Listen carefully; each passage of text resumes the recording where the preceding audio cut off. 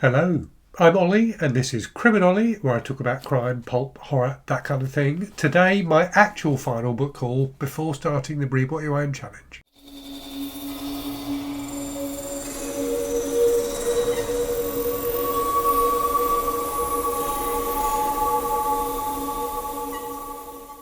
So the attentive of you will realise that I have already started the Read What You Own challenge, but all of the books I've got here were either received or at least dispatched before I started the Read What You Own challenge, which I started on the 5th of November. So I did put up a video a few days before that, I think the week before that, which I suggested might be my final book haul before the Read What You Own challenge started. A number of people did suggest that may not be accurate, and they were indeed right. So I've got a few books here to talk to you about. Three of them that were sent to me by authors or other people, and a few, just five small books that I bought myself. So not a big book haul by any means, but just to keep things up to date. I thought I would just go through it with you. So you know what's coming before I've started the challenge. And as I've said before, during the challenge I am still I'm permitting myself to receive books either as gifts or from authors or publishers. So you may get a few things come in over the next couple of months, but certainly I don't expect to be doing book haul videos regularly. Okay, so first up is a book that was sent to me by Kaylee from the channel Happy Goat Horror. I will leave a link to her channel in the description to this video. A fantastic channel, and she's also got a blog. She does brilliant horror reviews, and is also an author, albeit this book isn't by her. So she picked this up at a convention. It's Millionaire's Day by Kit Power. I've read a couple of books by Kit Power, really enjoyed both of them. Actually, I've read 3 books by Kit Power. So I read The Finite, which was like a post-apocalyptic novel, which was excellent. I've read a collection of short stories by him, which was called something like, I can't remember exactly what it was called. It had a really long title. I'll put up a picture of it so you can see. But that was really good as well. And then I've also read a book by him that was a series of essays about the horror genre, really, and just about entertainment generally.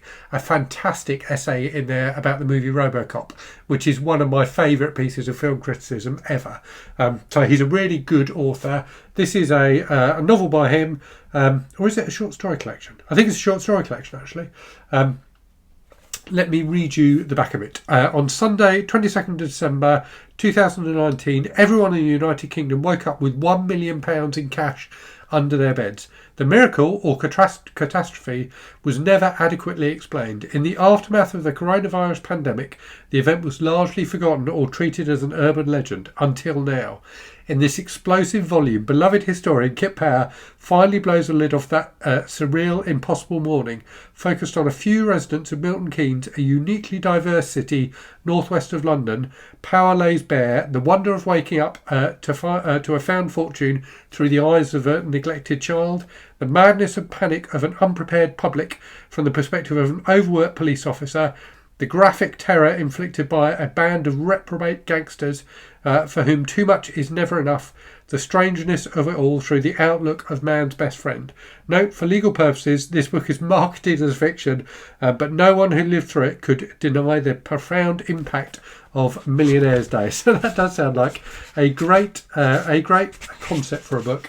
It is signed as well, so I guess it is a novel, but it sounds like it could kind of be done as a series of short stories as well, although it looks like there's no index, so I think it is a novel. But yeah, that looks really really fun. So again, thank you very much, Kaylee, for sending that through. Next up, we do have a short story collection, so a horror short story collection sent to me by the author Rebecca Gransden. The collection is called Happy Bunny and Other Mischiefs. So let me read you the blurb of this. Really nice, really nicely presented hardcover. I have to say, it's very, very pleasant to hold. It's nice size and feels like beautifully constructed. Right, so let me read you the blurb. Dangerous creatures, neglected kids, and dejected employees face the weird, odd, and perilous.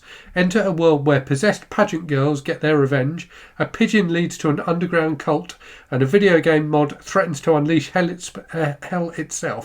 Enjoy 14 stories of spite, mischief, and malevolence. So that sounds very entertaining. I shall look forward to reading that soon. Next is another book sent to me by the author. So this is a horror novel, which is called We Come Bearing Curses, and it's by Zachariah Chamberlain. Isn't that a fantastic cover? That is a really, really creepy cover. Let me read you the back of this. Phineas Thatch, a spirit medium and freelance wizard who travels with a streetwise crew, fighting the things under your bed and hidden in your nightmares. George Thatch, a good cop who is trying to understand the strange event transpiring in his hometown. Together, the Thatch brothers share a terrible secret about the once picturesque town of Havenshire. This is where the world ends. These estranged brothers must now overcome their childhood trauma and gather their soldiers to fight a family of psychopathic cultists before all of life is doomed. So it sounds like it's definitely got an occult detective style, kind of a vibe to it. That sounds really gripping, really entertaining. So looking forward to that one. And thank you again, Zachariah, for sending that through to me. So those are the things I've received as gifts. I've now got 5 things that I bought myself. So one of them, one of them I bought from a local charity shop, like a couple of days before the challenge was due to start. I think it was the weekend before. It's a book or book from a series I've wanted to read for ages, and when I chanced across it in a charity shop, I just had to get it. So it's from the Dave Brandstetter mystery series. So this is a series of mysteries that were written, I don't know if they were all written in the 80s or if the early ones were at the back end of the 70s. So this certainly isn't the first book in the series, and this came out in 82. So it's called Gravedigger. And what's interesting about these books is, despite the fact they were written quite a long time ago, the hero, the detective, is gay. So unusual, representation for a book of its age. They're supposed to be really, really great mysteries as well. So really looking forward to reading that one. And it's a really lovely old edition as well. So this is like an original paperback edition from the 80s, still in great condition, from a publisher called Owl. So it's an Owl mystery. Oh no, it's from Henry Holt, but it's an Owl mystery. So that was obviously an imprint of Henry Holt. Really looking forward to that. Looks fun.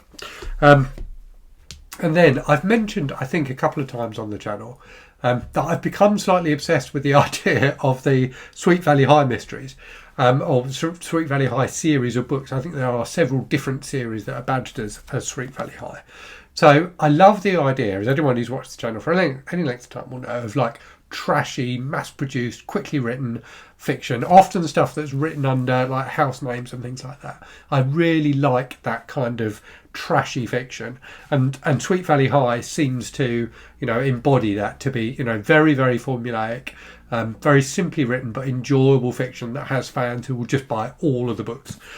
So I've got 4 Sweet Valley High books. I'd kind of been toying with the idea of getting some for a while, and was watching on eBay like a job lot of like 10, and I thought 10 is a bit too many. I really don't need 10 Sweet Valley High books. So I looked to see what was the cheapest Sweet Valley High book that was available, or what was a cheap one. And I think the one that came up was this one, Beware the Wolfman. And when I looked into it, this is a series, so it's a series of 3 books that ran within the Sweet Valley High series, and I think they did a few of these where they'd have a little mini series. So this was originally ran as Sweet Valley High 104, 105 and 106. So a 3-book series that features the Sweet Valley High twins going to London and fighting, or I don't know if they fight, encountering a werewolf. So I love the idea that it kind of rips off an American Werewolf in London, albeit it came out quite a bit later. I think these came out in the 90s. 94, and American Werewolf in London obviously was early 80s, 81, 82, something like that. But yeah, they look really fun. I love the idea that it's kind of a horror themed series, and I love the idea that it's set in London as well.